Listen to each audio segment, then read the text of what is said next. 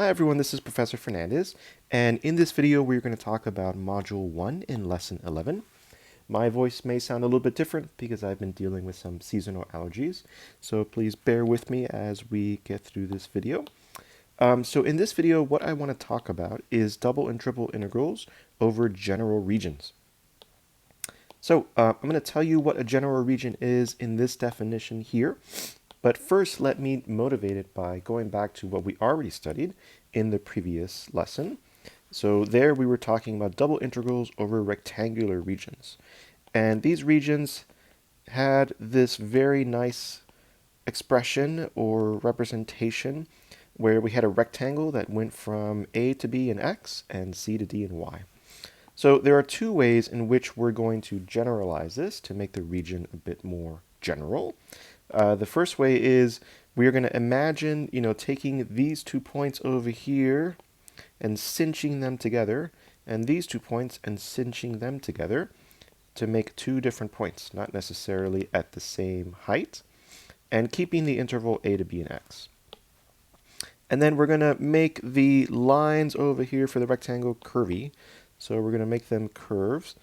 And the top function is going to have a equation y equals, let's say, g2 of x. And the bottom one is going to have y equals g1 of x. So this is what we are going to call D1. This is what we're going to call a type 1 region. So that is up here. The set of x and y in the plane such that x is between a and b, so we got that over here. And also y is between g1 and g2, so we got that over here. Notice that if I draw, and we'll be doing lots of this in this lesson, if I think about what this region is really doing, at any particular value, oops, let me switch to this. At any particular value for x here, I can draw a vertical line, an actual x equals, 7 line, and I can see how y varies. This g1 of x is the smallest y value. This g2 of x is the largest y value, and then everything in between, all the other y values, are part of this region that we're calling D1. So regions that can be expressed in this form, we call type 1 planar regions. It's a very specific nomenclature here because we will talk later in this lesson about type 1 space regions when we talk about triple integrals. So remember that plane region refers to a type 1 region that is in the xy plane. In other words, is a set of x and y points, not x, y, z, for example. Okay, so what is the other option we could have made going back to this second arrow down here? Rather than cinching these 2 points and these 2 points, we could take, let's use a different color here, these 2 points and cinch them together. And then these 2 points and cinch them together. So what would we get? So we would get something that looks like this.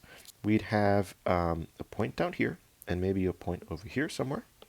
And then our functions, our curvy versions of the lines that were our rectangles might look something like this.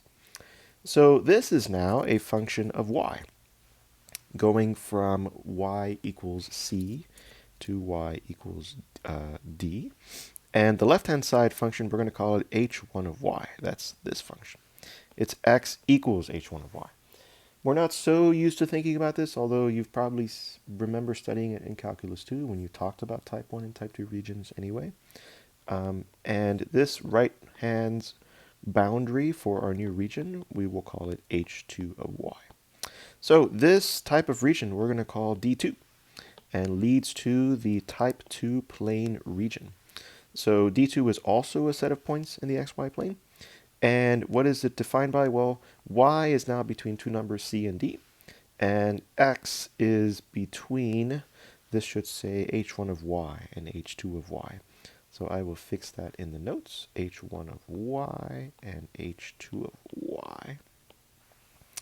Great, so then similar to the picture that I drew over here, let's think about what's happening now here to a constant y line. So y equals, 4.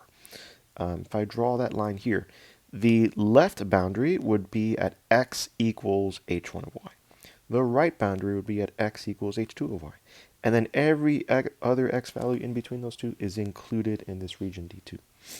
And then certainly as this line goes up and down, you get different sets of x values. Just like over here, as this line goes left and right, you get different sets of y values. Okay, great. So that's a very quick introduction to type 1 plane regions, type 2 plane regions.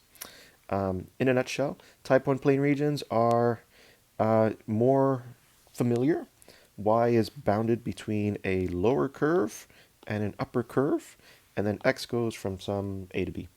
Type 2 plane regions are less familiar. X is bounded between a left curve and a right curve, and then y ranges between two numbers c and d. So once we know, once we've talked about these type 1, type 2 plane regions, we can now think about how to integrate over such domains. So we are now generalizing away from integrating over rectangles to now talking about integrating over these two types of domains.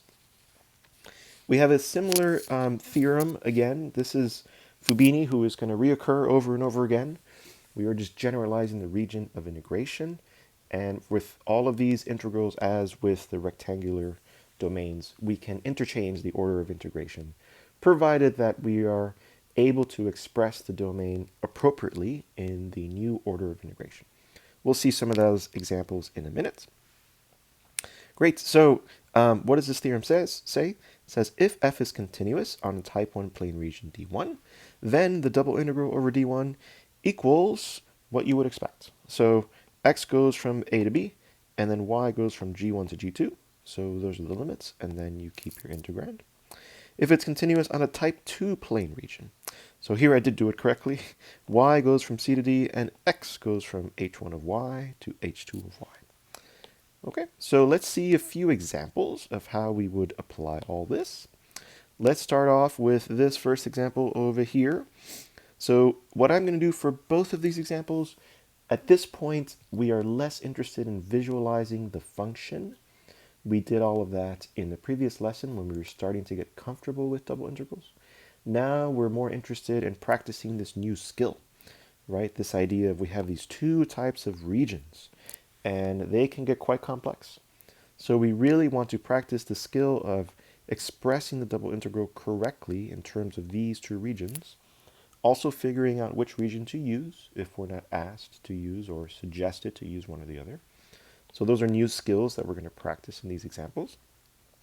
So I'm not going to worry about visualizing these functions for you. Instead, we will practice those skills.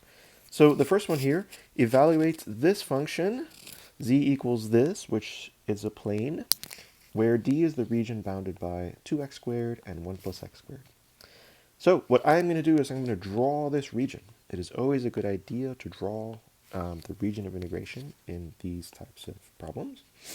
So once I draw the region, it will be a little easier for me to decide or see quite naturally which type 1 or type 2 plane region I'm going to use and how I'm going to set up the integral.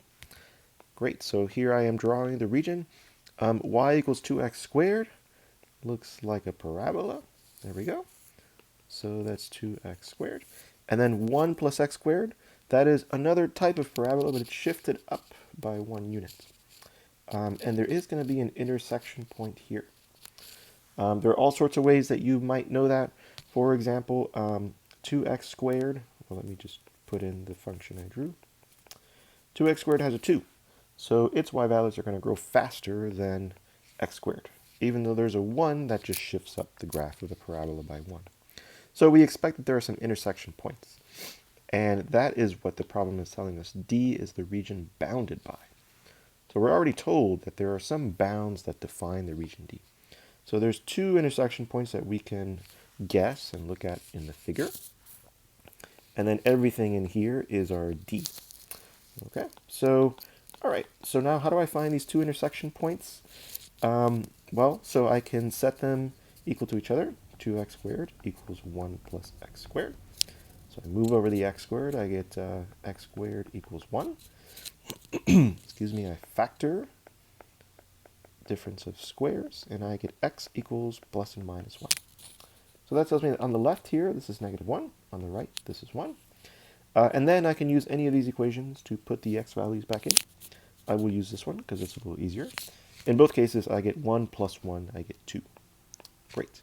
So this intersection point is -1, 2, and this one over here is 1, comma 2. All right, so now I know enough about my region of integration. Remember, it's all of this stuff to decide what type of integral I want to do.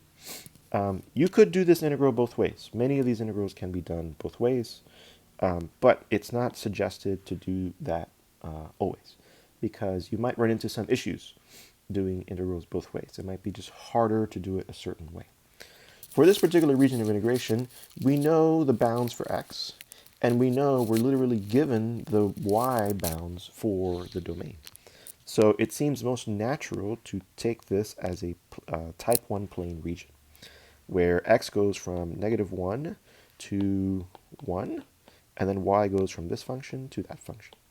So that is exactly what we're going to do. And just visually, what would you be doing? Going back to what we had said earlier in the video, if I draw an x equals constant line, this is the smallest y value, this is the largest y value. So we are just kind of integrating, adding up all of the, quote, areas between these two curves as x ranges over all of these little line segments throughout the domain. Okay, so I'm going to set up my integral. I'm just going to call this integral, well, let's just write it out, double integral of x plus 2y dA. Excuse me. So x is going to range from -1 to 1, and then y is going to range from 2x squared to 1 plus x squared, x plus 2y, and then we're doing dy first, and then dx. Okay. At this point, I'm going to do a little bit of the integration for you, but again, because the skill we're practicing here is how to deal with these different types of domains, I am going to instead skip a few steps and encourage you to fill in the steps and check the work to make sure that you remember how to do these types of integrals, iterated integrals, and then are using them correctly in this context.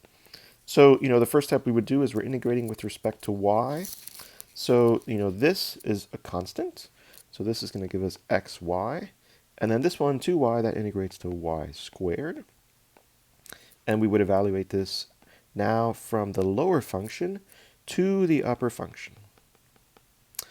And we still have a dx out here. So at this point, you do everything you normally would do for a fundamental theorem of calculus step.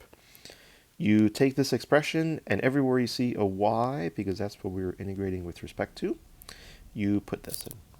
So we are going to end up with x times 1 plus x squared plus y squared. So 1 plus x squared squared. And then we're going to subtract, putting into this expression this for y. So we end up with x times 2x squared plus 2x squared squared dx. Okay. At this point, there's some algebra to be done here, some simplification. You end up getting a 4th degree polynomial. You see this x to the 4th there, and there's also an x to the 4th there. And it's a polynomial that you can integrate term by term. So I will leave those steps to you and ask you to verify that you get 32 over 15. Excuse me. So again, we could interpret this perhaps as a volume, perhaps as a net signed volume, if we had some more intuition, or if we looked at a graph of the function we were integrating here, which is a plane, and we thought a little bit about its domain here. Is the entire plane above the xy plane? If so, then it's a volume. If some portion of it below the xy plane, then it's maybe a net signed volume. But we won't do that here. Again, the goal is to get you comfortable with these type 1 and type 2 planar regions. So I want to move on then to the next example. So let's look at this example here. So we just talked about a type 1 plane region. You might sense that I'm perhaps going to do an example of a type 2 plane region, and you would be totally correct. Excuse me. So let's go ahead and see how we can find this integral. So Let's copy down the integral first. So we have double integral of x squared plus y squared dA from x equals 1/2 y to x equals square root of y. Okay, so I think I can remember all that. X squared plus y squared dA. X is 1/2 y to x is square root of y. Double check. Yep, looks good. Okay, so once again, we are going to draw our region and see what it looks like and whether it makes sense to do it as type 1 or type 2. Notice again that, we're given a hint. We are given the bounds or some portion of the bounds as functions of y. So I'm just going to scroll up real quick and remind you that is exactly how the type 2 plane regions look. X ranges from a function of y to a function of y. So we're already sort of told that you might want to do this as a type 2 plane region, but let's draw it out. So this is y equals 2x if we solve it that way. So that's a fairly sloped line. And if we solve for y, this is y equals x squared. So this is just a parabola. So these are going to certainly intersect. And what would be their intersection points? Well, so we set these two equal to each other. And there's lots of ways you can solve this. I would not divide by y, because that would be assuming that y is 0. But it is a good idea to square both sides. So that way you get y squared over 4 equals y. And then I wouldn't divide by y again, same thing. Same issue that could pop up. So I would factor by bringing the y over. And I would get y minus y over 4 minus 1. So I get y equals 0 and y equals 4. So that's this point up here, y equals 4. And the point down here is the origin, y equals 0.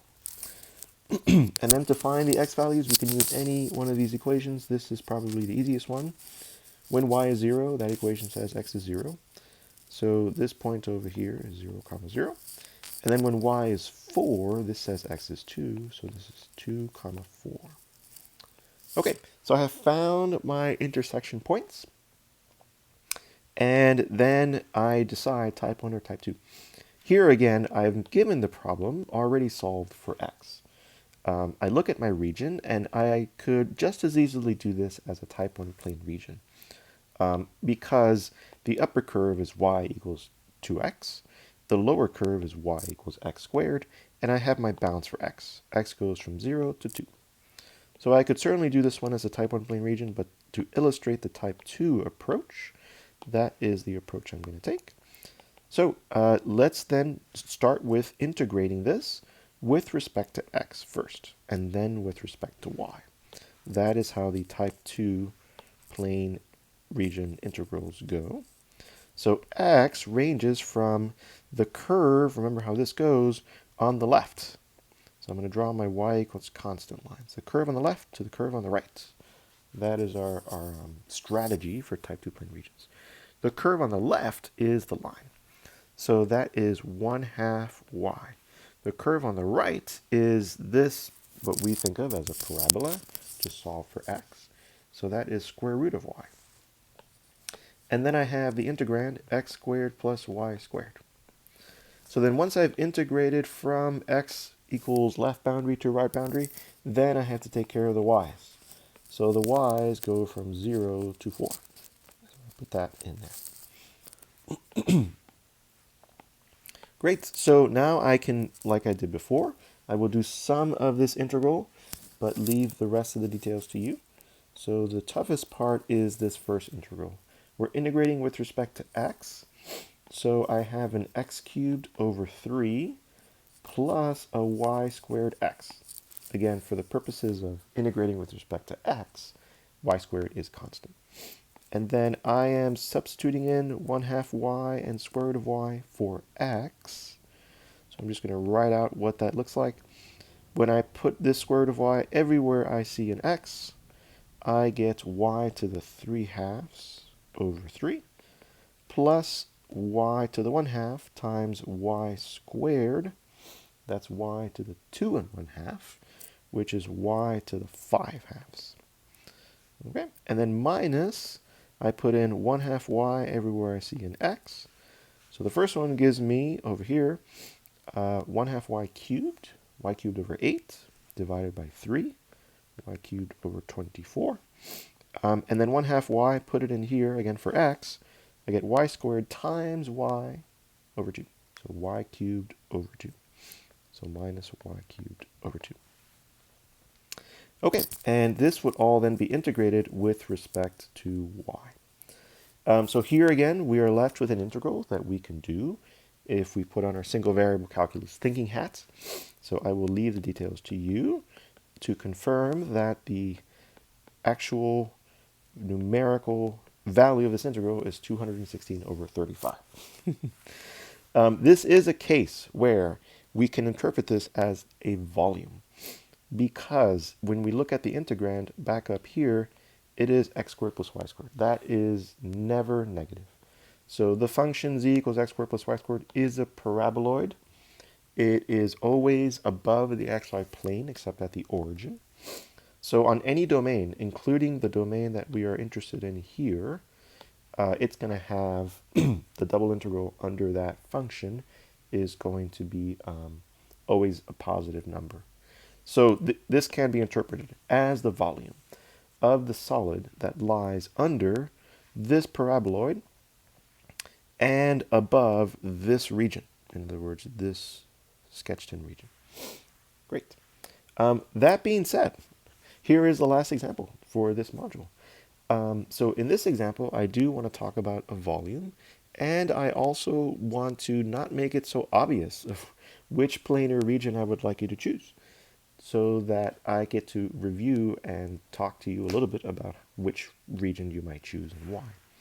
So what does this example say? It says, find the volume of the tetrahedron bounded by the planes this, this, and this. Okay, so notice that, the statement of this problem is actually kind of a little shorter than the ones that followed, preceded it. And that's interesting because this one is a little harder than the first two.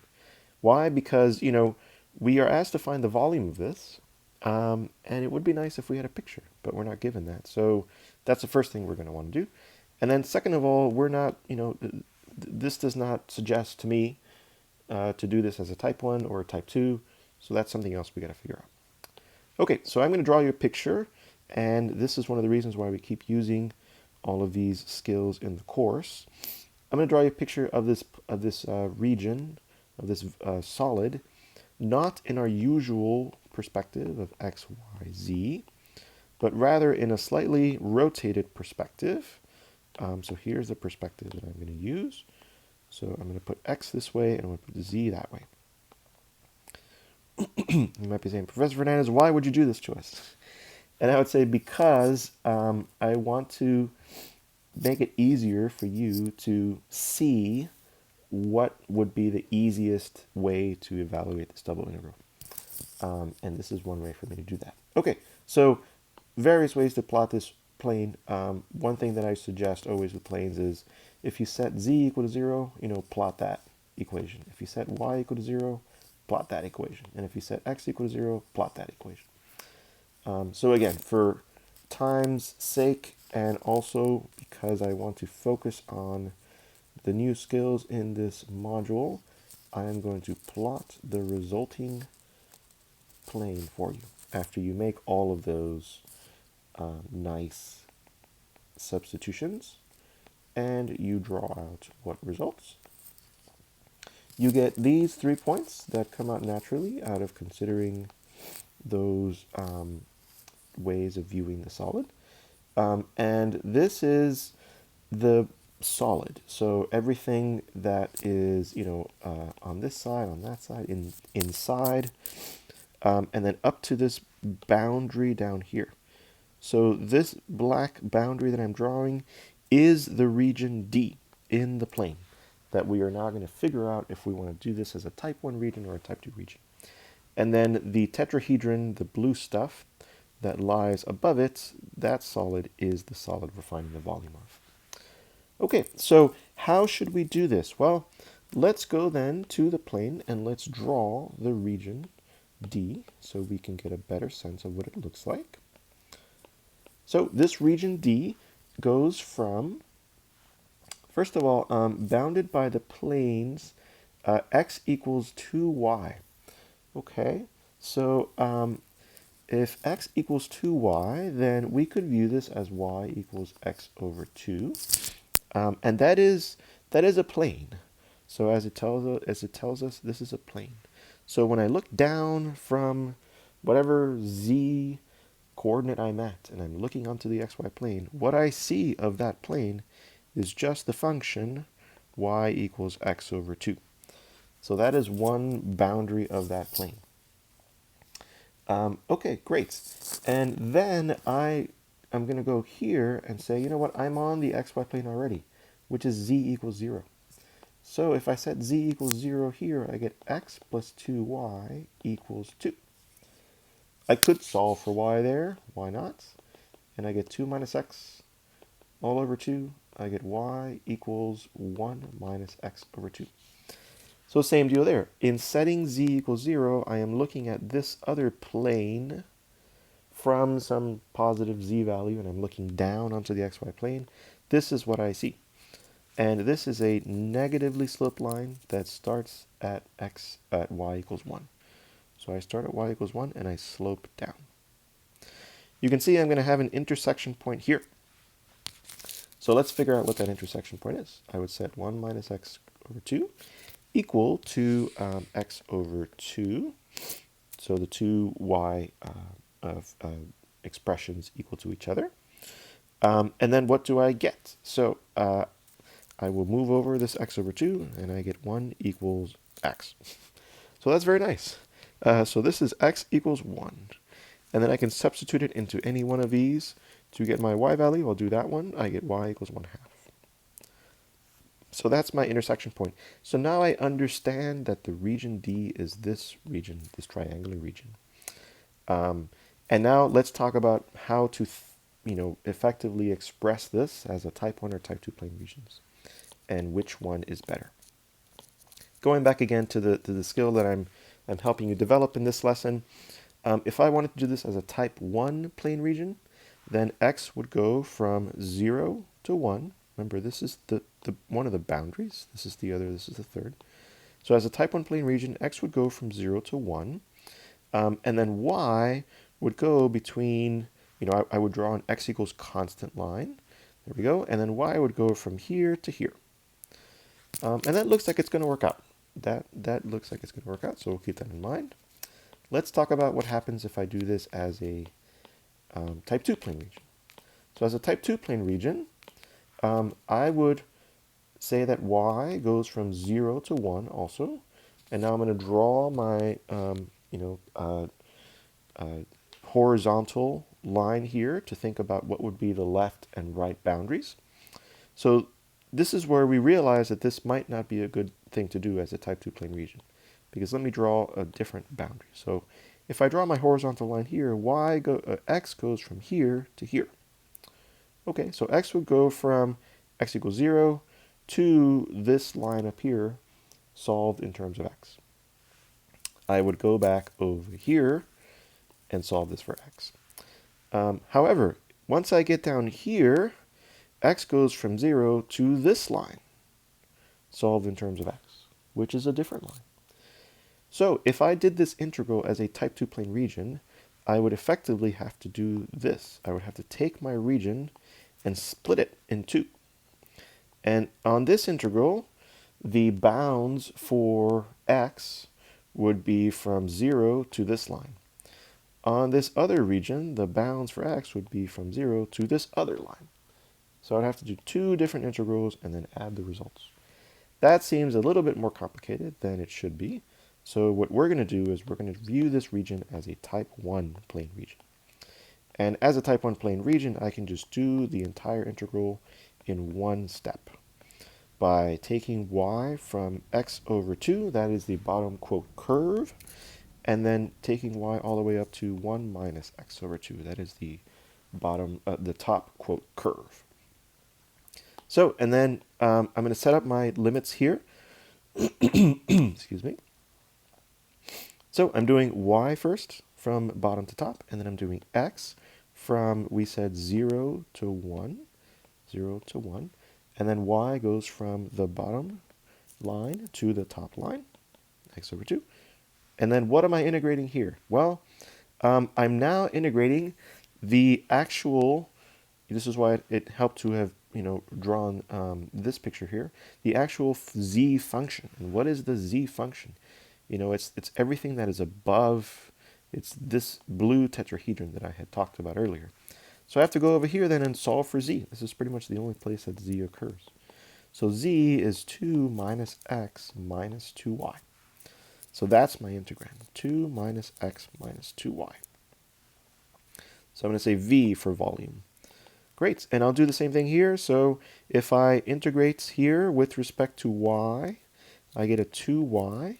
Over here I get a minus xy, and then over here I get a minus y squared. Great. And this goes from x over 2 to 1 minus x over 2. Excuse me. All right, so once again, I will do this fundamental theorem of calculus step and then leave you to work out the rest of the details. Okay, so everywhere I see a y, I am plugging in 1 minus x over 2, minus x, 1 minus x over 2, minus 1 minus x over 2 squared. Minus, everywhere I see a y, I'm plugging in x over 2. So, 2 times x over 2, that just gives me x. And then I get over here, so this is minus x squared over 4, and then I get over here, this is minus x squared over 4 also.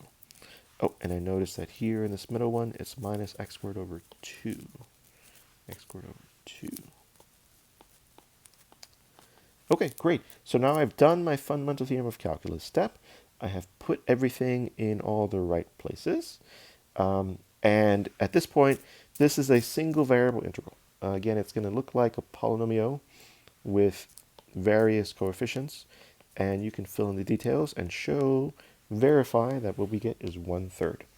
Which in this case is a volume because again, first of all, we were told, find the volume. But we were also drew a picture and saw that this is indeed a function z that is above the xy plane over the region that it gives us. Great, so that is it for this video. I highly encourage that you go back and you try to fill in these steps just to get some more practice with the integration steps here. And also think again about type 1 versus type 2 regions and go back and review why we made choices in this example for a type 1 versus a type 2. And just think about maybe write it out, but don't calculate making other choices for the first two examples. Not the choices we ended up going with, but the other one. If we did a type 1, try setting it up as a type 2, but don't evaluate it. It might get really clunky and really messy. But it would be a good idea to just go back and try that. Okay, so I'll see you in the next module.